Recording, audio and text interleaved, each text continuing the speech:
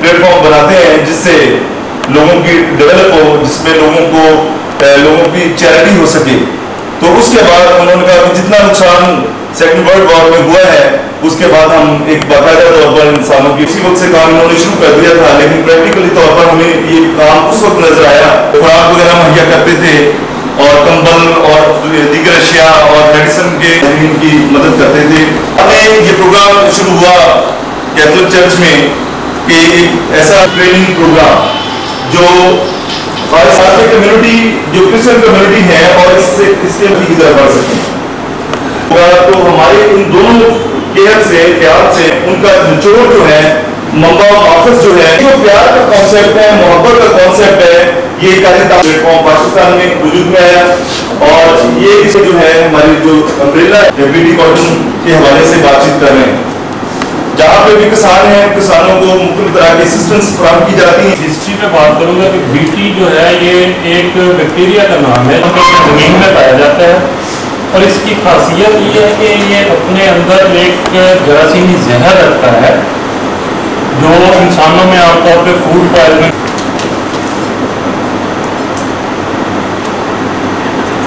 سے لے کے کباس کے بیچ میں داخل کر کے تو یہ ورائٹی بنائی گئی ہے. اس طرح کی ورائٹی کو جی ایم او کہتے ہیں, یعنی جینیٹیکلی موڈیفائڈ آرگنزم. جب کسی ایک جانور بیٹی کاٹن بھی ایک جی ایم او ہے جو بیسیلس تھرنجینس کے جین کپاس میں شامل کرنے سے حاصل ہوا ہے.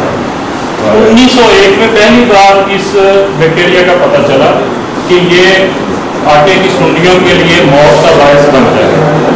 جب ایک جاپانی سائنٹسٹ نے آٹے کی اس کا نام بیسیلس سوٹورس, تقریب اس کا 1938 میں فرانس میں پہلی بار اسے ایک باقاعدہ پیسٹیسائڈ بنائی گئی اور رجسٹر کرائی. 13 ایسی قسمیں دریافت ہوئی تھی جو اپنے اندر یہ زہریلے اثرات میں اضافہ ہوا. جب جو ہوتا ہے اس کو جب کسی بیج میں داخل کر دیا جاتا ہے تو اپنی اصل فارم میں نہیں رہتا ہے بلکہ ایک نئی نسل جرمنیٹ کرتا ہے. تو یہ جو بیٹی کاٹن ہے یہ بھی جی ایم کراپ میں آتی ہے, جینیٹیکلی موڈیفائڈ کراپ ہے. اور اس کے علاوہ دوسری بہت ساری کراپ ہیں جن کو جینیٹیکلی موڈیفائی کیا گیا ہے.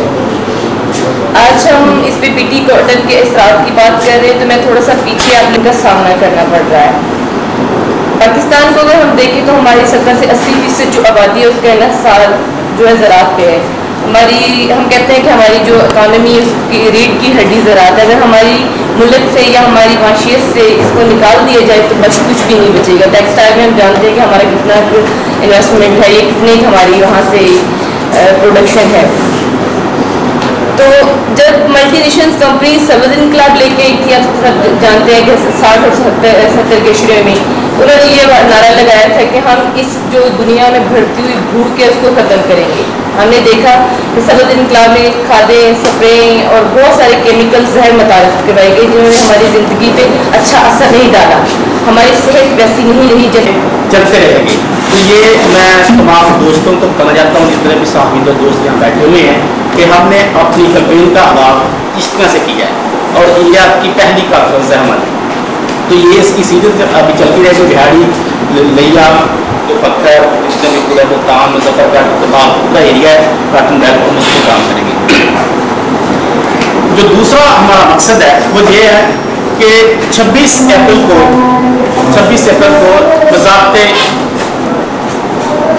بات ہوئی جیسے کہ یہ ایک بیکٹیریا ہے جو زمین میں ہوتا ہے, جو زمین میں بیکٹیریا ہوتا ہے اس کے جیز لے کر سیڈ کے اندر ڈالا ہے, جینیٹیکلی جینیاتی طور پر اس پر ڈالا ہے. وہ کیسے ڈالنا ہے اور کون سا چیز ڈالنا ہے پھر ہم ڈالتے تھے.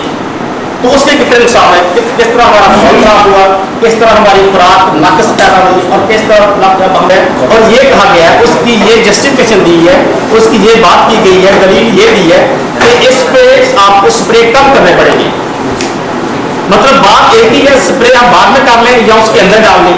اور یہ جو بعد میں اسپرے جو ڈالی گئی ہے یہ کم کرنے پڑے گی, آپ کے حالات کم ہوں گے لیکن اس کے پہلے سے زیادہ نقصانات ہوئے اور زیادہ اس سے نقصان ہوں گے. وہ اس طرح کہ جب ایک بیج کو ہم کاٹن کی بات کرتے ہیں, بیج کو ہم نے بویا وہ بڑا, تو جب آپ نے دیکھا کہ ہماری جتنی زیادہ تر آبادی ہے پاکستان میں دوسرے جتنے بھی ہیں तो खास से 80% तक उसका तेल उसका होता है, बाकी दूसरी चीज़ों में होता है। तो हम जो गरीब लोग हैं वो ही डालडा घी या ऑयल का इस्तेमाल, जिसमें बनोले का तेल इस्तेमाल होता है। पर अगर वही बीटी काटन का बीज या उस बनोले से वो तेल निकाल कर खाएंगे तो आप कौन सा बंदा होगा जिसको ये ना समझ लगे कि ये बीमारियां नहीं। ये हर बंदा समझ सकेगा कि अगर हमने वो उस बीज से तेल निकाला है जिसमें ऑलरेडी ही पहले ही से जहर डाल दिया गया है, तो क्या वो साफ होगा? क्या वो जो मतलब कहते हैं दोस्त होगा? या ये हम इससे कह सकते हैं कि हमारी सेहत के लिए बेहतर होगा? तो ये दोनों में बेसिकली ये फर्क है। बाकी सबसे जो दूसरा